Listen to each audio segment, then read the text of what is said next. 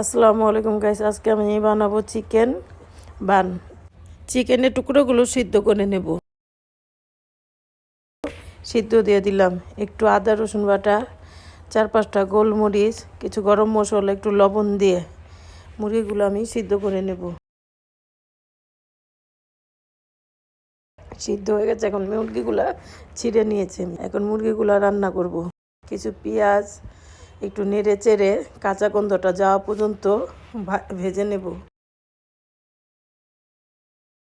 তারপর সাথে কয়েকটা কাঁচামরিচ, যারা ঝাল খান বেশি তার একটু বেশি করে দিবেন।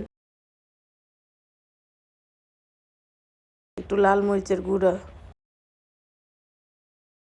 একটু গরম মশলা দিয়ে পেঁয়াজটা একটু ভালোভাবে নেড়ে চেড়ে নেব। পরে আমি মাংসগুলো দিয়ে দেব।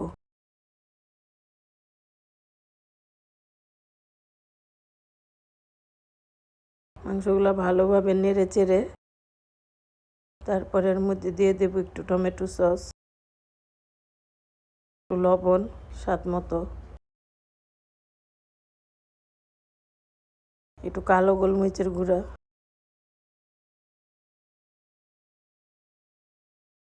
এখন একটু ময়দা দিয়ে কিছুক্ষণ ভেজে এর মধ্যে আমি দুধ দিয়ে দেব। নেড়ে চেড়ে হয়ে গেছে আমার মুরগি। এখন আমি বানগুলা তৈরি করব।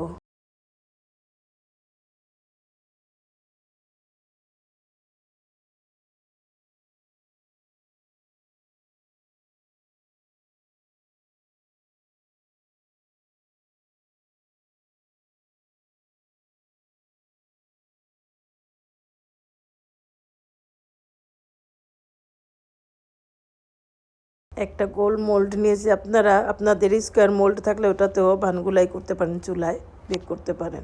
কিছুক্ষণ রেস্টে রেখে দেবো বানগুলো হয়ে গেলে। তারপর চুলায় দেওয়ার আগে একটা ডিমের কুসুম নিয়ে আমি বানের উপর দিয়ে দেব, প্রত্যেকটার উপর ভালোভাবে দেওয়ার পর একটু সাদা তেল ক্রাশ করে দেব।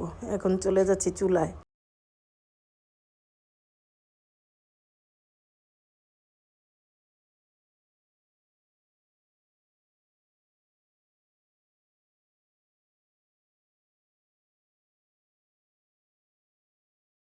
25 মিনিট পরে আমি আসলাম, আমার বানগুলা হয়ে গেছে। এখন বানগুলা নামিয়ে আমি একটু মাখনি করে নেব এটার মধ্যে।